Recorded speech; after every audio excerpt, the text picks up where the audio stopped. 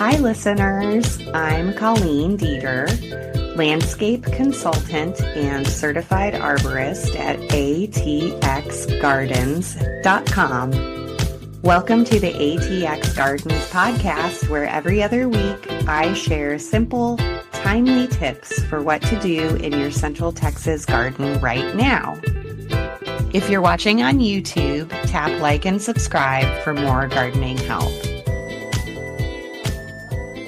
Welcome, Austin gardeners. Today, I'll be talking about what to do in your garden and landscape in the first half of June. This is a busy and fun time for gardeners. I'm Colleen Dieter with ATXGardens.com. Let's get to it. So in general, in the first half of June, I am starting to feel the change of the seasons, feeling that I really love as a landscaper when the very busy spring season slows down and summer starts to set in. You know, the air starts to feel a little heavier, a little hotter. Everyone starts moving more slowly, and the lushness of the plants looms large at this time of year. Make sure you're staying safe in the garden. Make sure you enjoy a beverage while you're out. Move your gardening tasks to cooler times of the day if possible. I know a couple of midnight gardeners. Get those headlamps on and get out there at night. If you're out during the day, make sure you get the sunblock and the bug spray on you. Other things to think about at this time of year in the landscape, it's an extremely weedy time of year. All of the cool season weeds are going to seed, like hedge parsley, false dandelions, and clover burrs.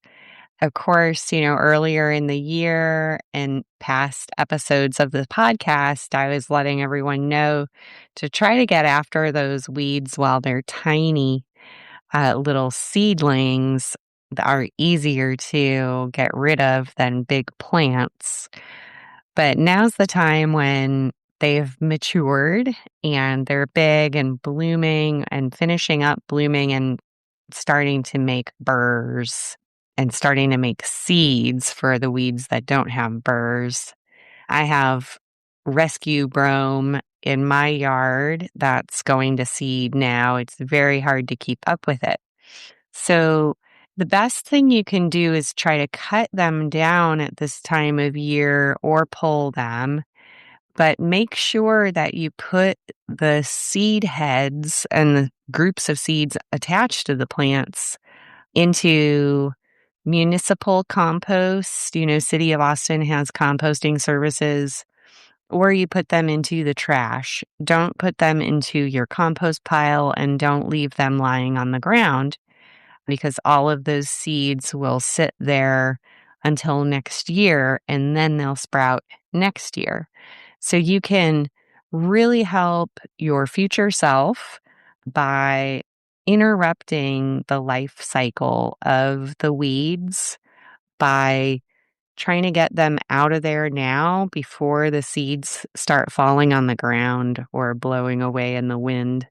I got a tip last year from a customer of mine. If you have hedge parsley, clover burrs, any kind of weeds that have seeds that get stuck to your clothes, they're such a nuisance in the yard and can be really hard to get rid of. And so something that's great to do at this time of year when those seeds start falling on the ground is to get an old blanket that you don't care about and take that blanket out there and drag it over the area where the weeds are growing to collect the seeds.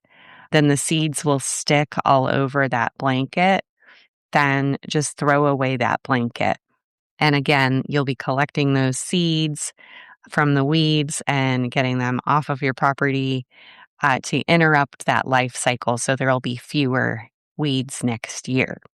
For the first half of June, This can be a really buggy time of year for our plants. When it's hot and humid outside, sometimes our plants can become infested with small insects that suck the juice out of our plants. So those little bugs include things like whitefly, aphids, scale, spider mites, and thrips.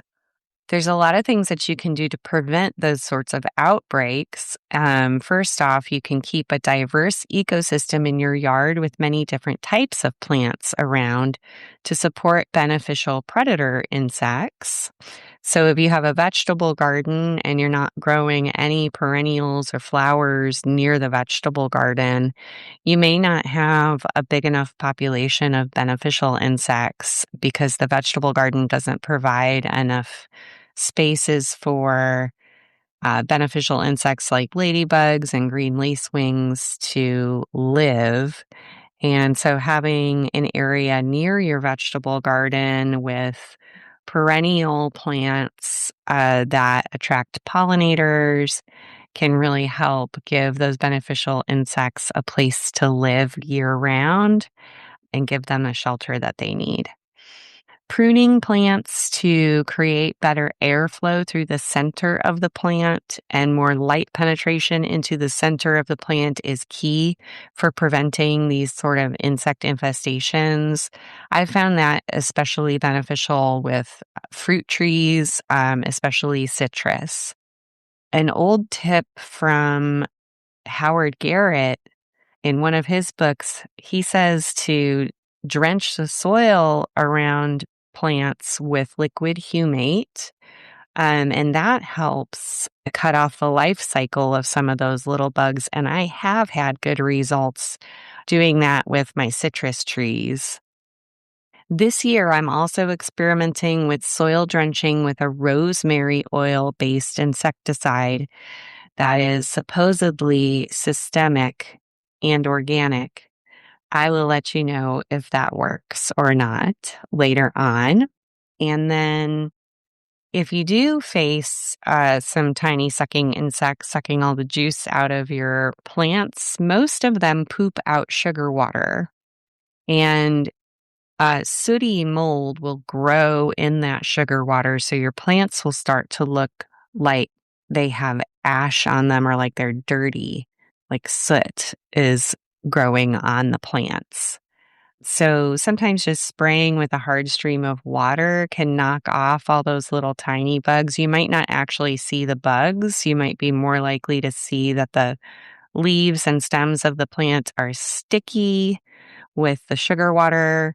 And you might also see ants coming to harvest the sugar water and eat the sugar water from those little tiny sucking insects. And you're more likely to see those signs of infestation before you even see the bugs. So a lot of times just hitting those bugs with hard stream of water will knock them off. You can clean the plants off that way. If you have a really, really bad infestation, then you can spray the plants with neem oil, but I recommend using that very sparingly and avoid using it when there's pollinators around because it kills everyone. Okay, recently a listener asked me about how to deal with soil erosion problems in her yard. And I'm getting this question so much lately from all of my customers because of all of the great rain we've been enjoying this year.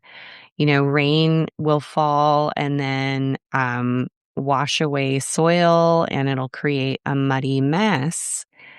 And so this is going to kick off the first of a series of erosion control tips that I'll be sharing in the next few episodes.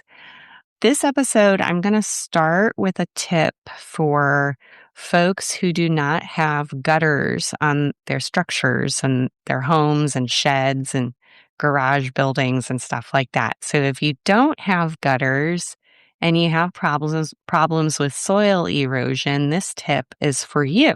I recommend adding river rock along the foundation of the house and extending that river rock out to about 6 inches past the drip line, and the drip line is where the water falls off of a roof.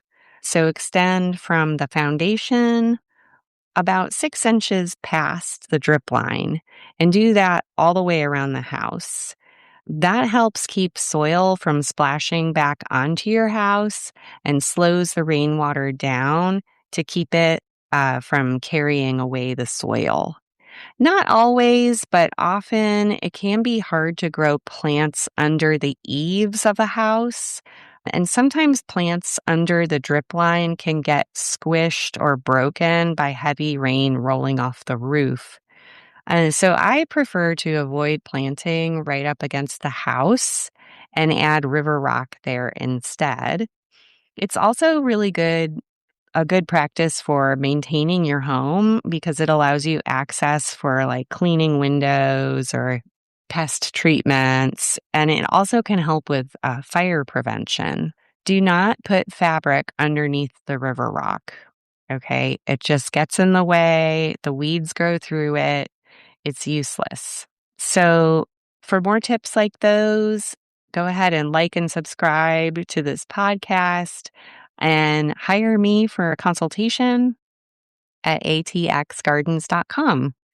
And I'll have more tips about erosion control in future episodes. Moving on to woody plants. What's going on with all of our trees and shrubs and roses and woody vines right now? It's getting hot. Do not plant any woody plants at this time of year. It is not a good time for planting woody plants. They're actively growing at this time of year. They're going to have soft new growth on them that does not cope well with being transplanted and root damage.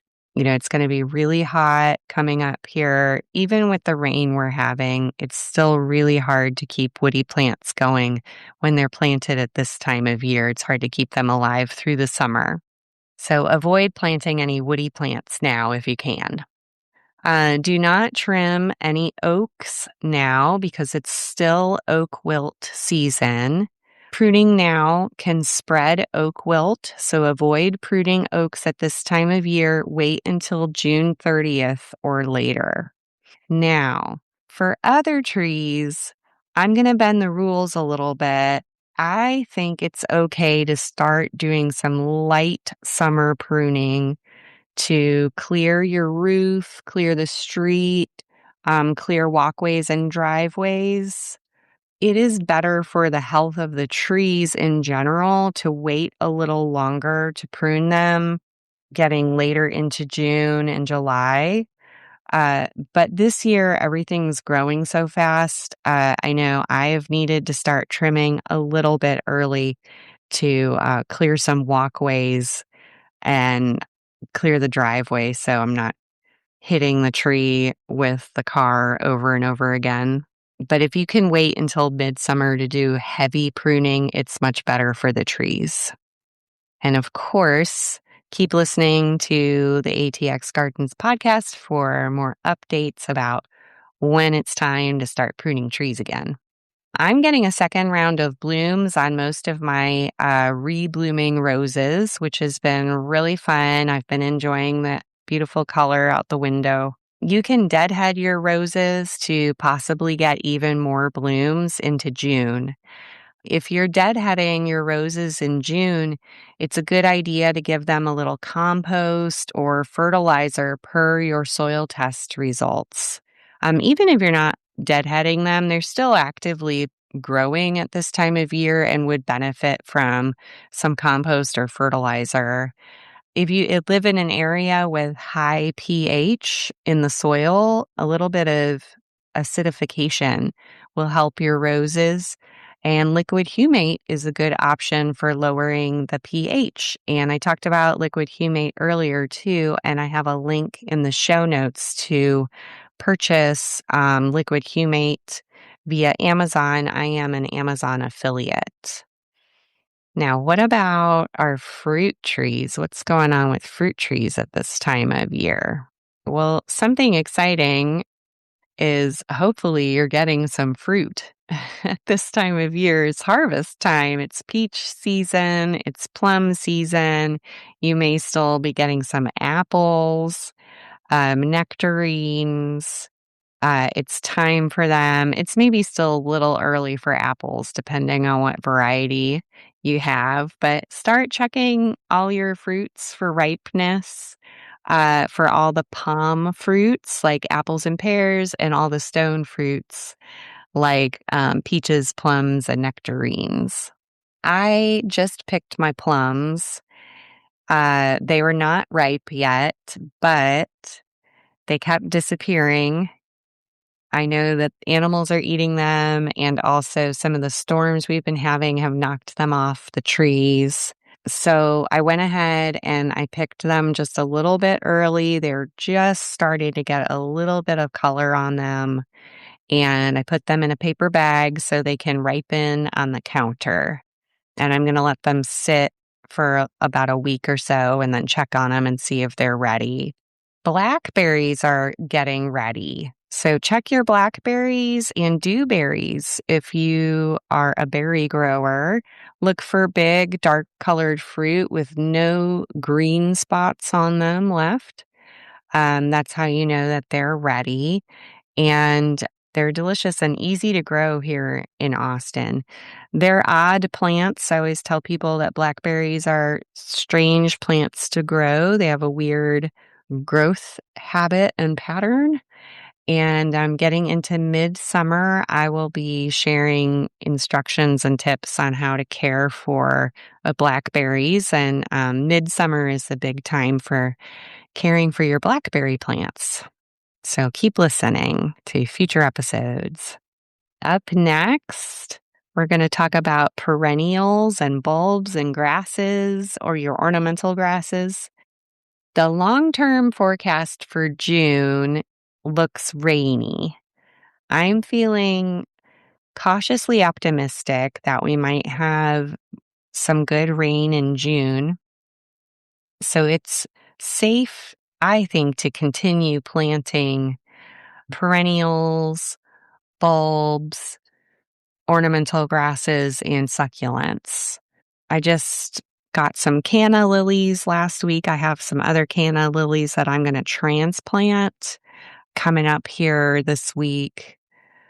And I'm looking forward to that. Even though it's getting a little bit hot, a little bit later, I think some of those tropical type perennials don't mind being transplanted or planted at this time of year. So you can still get to that.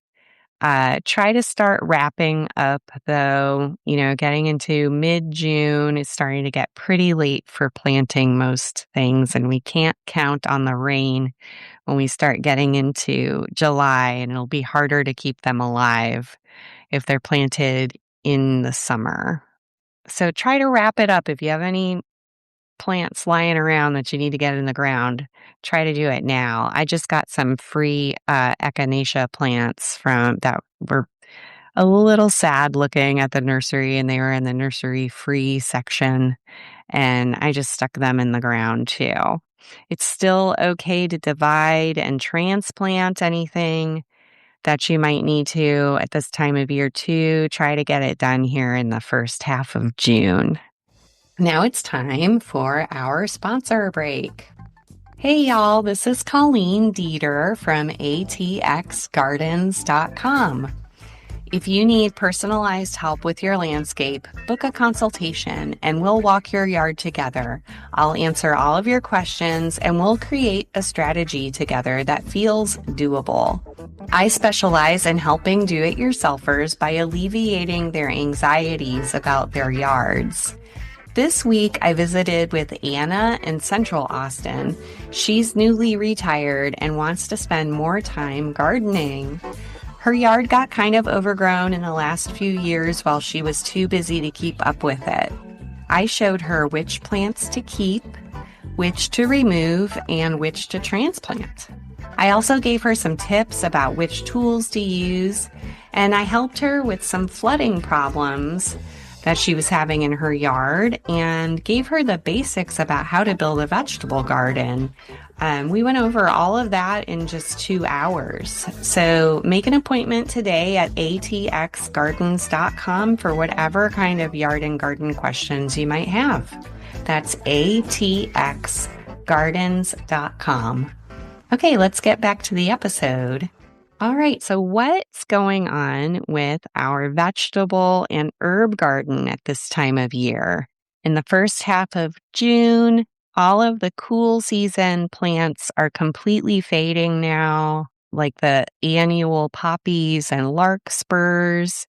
Leave them if you want them to go to seed, so you'll have more next year. Or if you want to collect the seeds, leave them alone and wait for those pods to dry out and then collect the seeds. Pull them out if you don't want the seeds. Pull them out before they dry out and start spreading seed everywhere. If you grew calendulas for the flowers to use for skin remedies, make sure to harvest some now and dry them to save them because they'll all be done blooming very soon. You'll want to leave some flowers on the plants to grow seeds, and then you can let those seeds dry on the plants, and you can collect those calendula seeds and plant them in the fall. Okay, now is a great time to harvest all of your green beans if you have any left. You might save the best 2 plants and let them mature, let the beans completely mature on those plants so that you can save those seeds and plant them in the fall. If your green beans, if you got a big harvest, it's about time to start wrapping up with the green beans and you can start pulling out the plants. Their production is going to start tapering off here soon when it gets really hot. It's time to start removing other spring crops too that are not heat tolerant, in addition to the green beans. So things like English cucumbers, some of the less heat tolerant varieties of cucumbers, you might see them start to get infested with bugs. They might start getting diseases at this time of year. The bigger beefsteak type tomatoes usually stop producing. This all happens when the nighttime temperatures start staying above 70 or 75 degrees. That's when you'll start to see the spring crops, they'll start to tank, and that's normal. And that's okay. If you still have turnips or collards, it's definitely time to remove those. It's getting too hot for them. If there's any crops in your garden that are looking shabby and are no longer productive, don't be afraid to just go ahead and pull them out. And then you can decide if you want to plant something for the summer garden or if you want to let your garden go dormant for the hot season. It's potato and onion harvesting time. So get in there, start pulling out those onions, dig up those potatoes. You'll know when they're ready. The onion tops will flop over. That's usually a sign that the onions are done growing for this year and it's time to harvest them. With potato plants, the potatoes are usually ready when the top of the plant starts to die. And you can sometimes just scooch the soil out of the way at the base of the plant and see if you can see any potatoes, tops of the potatoes in there. I love growing potatoes. It's like finding buried treasure. So start digging those guys up and make some potato salad. Stop watering your garlic at this time of year. I know it's been rainy, so you can't help it sometimes, but this is the time of year where the garlic needs to start maturing underground. And if you can avoid watering it, that helps it mature faster and get that papery husk on the outside and prevents it from rotting. But if it rains, there's nothing you can do about it. It'll probably be fine anyway. It's also artichoke time. If you've been harvesting your artichokes and enjoying them, the part that you eat is a flower bud that hasn't opened yet. I really hope that all you vegetable gardeners out there are enjoying the satisfaction of eating the food that you grew with your plant partners. Now, with it being harvesting time and some of the plants running their course, you can decide if you want to keep gardening through the heat of the summer. You can plant black-eyed peas and cow peas, all the southern peas at this time of year. They'll all grow through the summer. Of course, okra. It's okra time. A lot of people who are early okra planters might be harvesting their first bunches right now. You can still plant okra now. You can plant melons. They'll grow all summer. Peppers and eggplants can still be planted at this time of year too, as well as winter squash and pumpkins. Those are all the warm season, hot season crops. And it's also sweet potato time. You can still plant sweet potato slips. Make sure that you're training and trellising all your vining plants. You might need to prune your indeterminate tomato varieties. The indeterminate tomatoes are usually the cherry types, the little tomatoes. They're the little grape types or little pear types or cherry types. So you might need to prune those to rein them in a little bit. Don't be afraid to cut off some of the branches that are growing out from the sides to increase light penetration and airflow, and that helps prevent diseases and bug infestations. And that will give you a longer production period from those tomato plants. Peppers and eggplants are going to get really big going forward through the season, so don't wait too long to put cages around them or start staking them, because when they get too big, you can't do it later. Now is a really good time to be harvesting from the herb garden. I've been making mint tea almost every day. I've been enjoying lemon balm tea. My sweet husband loves to cook, and he's been cooking with all the herbs from the garden at this time of year. It's just a great time in the herb garden for harvesting. Make sure to enjoy them fresh at this time of year, but also harvest larger quantities and set them aside and dry them, and you'll be able to enjoy them all summer long. Okay, and now on to my activism portion of the podcast. Last episode, I mentioned the Iraqi Seed Collective and how I'd recently received some seeds from the Iraqi Seed Collective, a group of Iraqi and other Southwest Asian, North African heritage seed growers devoted to preserving the genetic legacy of Iraqi crops by saving seeds. What other seeds are at risk due to armed conflicts? What seeds are we losing as humans when there's a war? Are there plants that are going extinct? Yes. Of course, the Iraqi-Palestinian conflict that's going on now is killing and injuring farmers on both sides of that conflict, and I'm sure destroying the seeds that they are stewarding. The Palestinian Seed Library is a U.S.-based organization similarly preserving seeds stewarded by Palestinians. I know there's been a lot of reports of farmers being attacked and killed on both sides of that conflict. And the Palestinian Heirloom Seed Library is preserving these ancient varieties of food crops that would otherwise be going extinct, primarily due to this armed conflict. So Palestine and Israel are located in a region known as the Fertile Crescent, which is what I learned in school as the cradle of civilization. And it was one of the first areas of the world where humans started farming. And there are a lot of crops with really important genetics that come from that part of the world that need to be preserved. So check out the Palestinian Heirloom Seed Library website. It's a fascinating organization. And as always, Think globally, act locally. Please give a donation of cash or seeds to Central Texas Seed Savers right here in Central Texas, working to prevent extinction of plants that are important to Central Texans through seed sharing. And of course, there's a link to our website in the show notes. Now, what's going on in our local gardening community? The Austin Pond Society will host the 2026 Austin Pond and Garden Tour June 6th and 7th from 9 a.m. to 5 p.m. The spectacular Saturday Night Lights Pond and Garden will be featured from 6 to 9 after dark. This event is a self-guided tour of amazing ponds and gardens in and around the greater Austin area.